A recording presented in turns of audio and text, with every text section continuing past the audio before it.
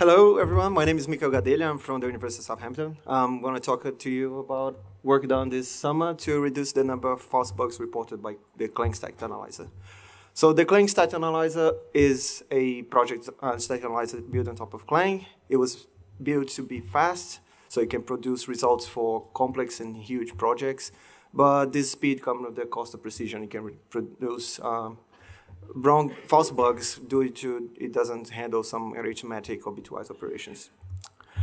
Some example of this is this null pointer dereference. This program is safe. It's a bit fragile, but it's safe. The if condition is never true, so this will never be an error. But the stack analyzer will report a warning because it thinks that that condition might be true. So we use a more precise analysis to check if a bug is actually feasible. The first implementation of this more precise analysis, an SMT solver, was done late last year. But empirical evaluations of replacing, making the whole analysis more precise leads to up to 20 times slowdown. So we developed a new alternative.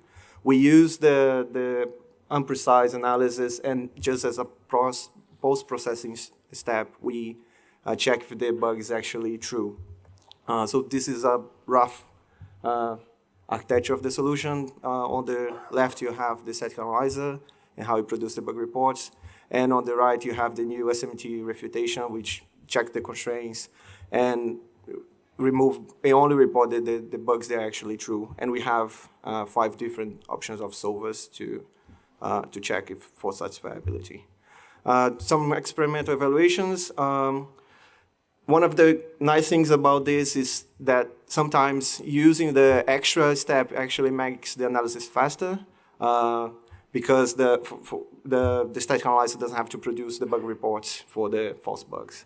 For this work, 89 bugs were refuted in various projects, which led on average for 6% speed up.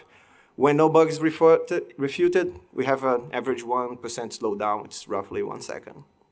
And one of the best things about this project is we remove bugs, but we also generated a generic SMT API for LLVM. So it's a more precise analysis that can be used throughout the LLVM project. Z3 is already there. It was released as part of the Clang 7. But we also have Bolecto, Matsat, EISys, and CVC4. But we haven't submitted the patches yet. And like the visual file system that was moved a couple of weeks ago, last week, to LLVM, this can be moved from Clang to LLVM to be used across other projects. That was it. Thank you very much. If you have any questions, we have a poster presentation tomorrow. Thank you.